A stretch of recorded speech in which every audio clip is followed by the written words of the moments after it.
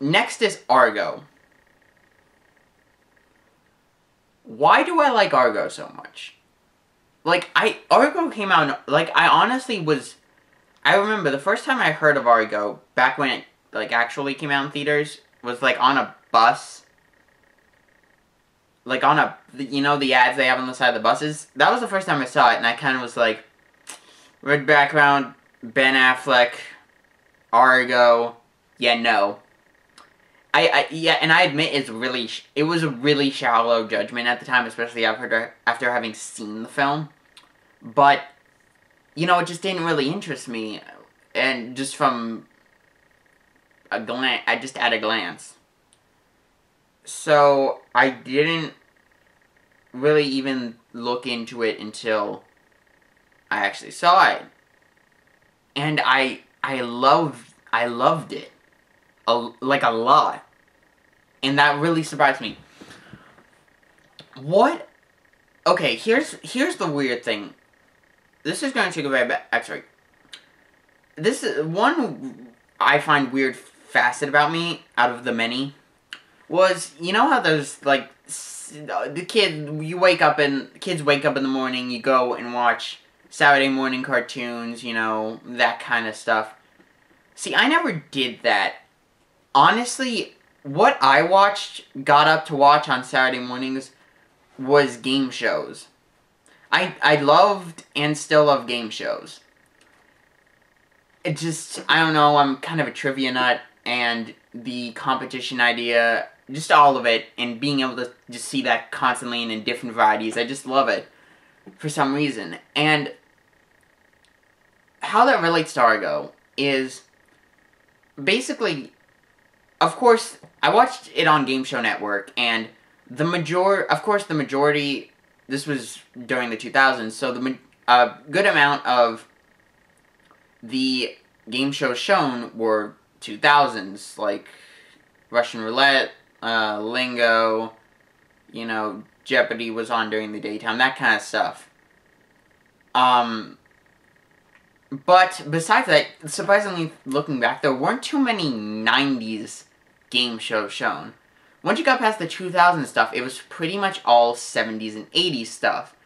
Match Game, Press Your Luck, Love Connection, just that kind of stuff. And again, how that relates to Argo, I grew up surprisingly in tune with that culture. With that, well, not really the culture, but really just kind of the look of it. Like, you know, the haircuts, the Beatles-ish haircuts, and the mustaches, and the thick-rimmed glasses. I grew up seeing a lot of that. More than I think other people around my age did. And it kind of put that era in a weird pod for me, where it's far enough away to be kind of alien, but close enough that it's actually really similar to modern times, which I surprisingly loved the aesthetic the entire movie had, and especially when you mix that with the Hollywood aspects of it, which, of course, I'm a viewer. I like that. I'm interested in that stuff, and seeing just kind of the tribute-ish kind of stuff to, like, the sci-fi and fantasy, cheap, low-budget stuff of that era, and seeing all the, you know, just stuff in general was exciting. And,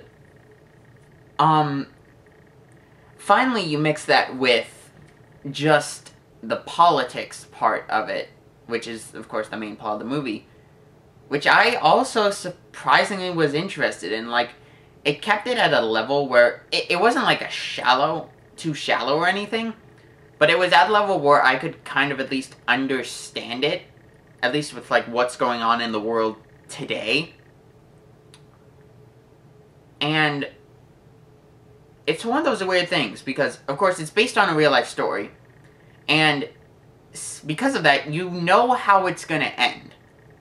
They're gonna get out of Iran, because that happened, and they're not gonna fudge it that much. But what's surprising is, despite that, you're on the edge of your seat the entire time. Just like, it's tense. And I'm not completely sure what it did right that just made that happen so well. Which is, it's just confusing in a way. Like, I know what I liked about the film. It was mainly the plot and the writing, which, like, wasn't, like, overtly great, but it was really great subtle writing. And the plot, which was intriguing, the setting, the concept in general. It just... and it's like, it was actually funny, which I didn't... Like, legitimately funny, like, not to, like, actual comedy levels, but to where the point where it kind of joked around in a way, and it had this kind of really straightforward sense of humor, like, the kind of humor you would get talking to a person in real life. And that was nice, and I liked it. And it's one of those movies where I just can't think of too many negatives about it. Like, the acting wasn't too stellar, but thing is, it didn't really need to be, because, like, the plot centers around, well, at least Ben Affleck. Like, I guess the supporting cast was pretty good. Ben Affleck himself, like, it wasn't... I found it weird how he got, well, at least from recollection, he got nominated for Best Actor and not Best Director.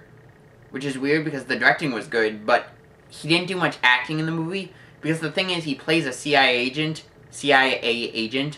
whose entire job is to be completely deadpan and serious the entire time. So it's not like there's much range there. But, I mean, that's not a negative, because it's part of the plot, so it's not like he was underacting or anything, and I really love that movie, and I don't know why. It's weird, but just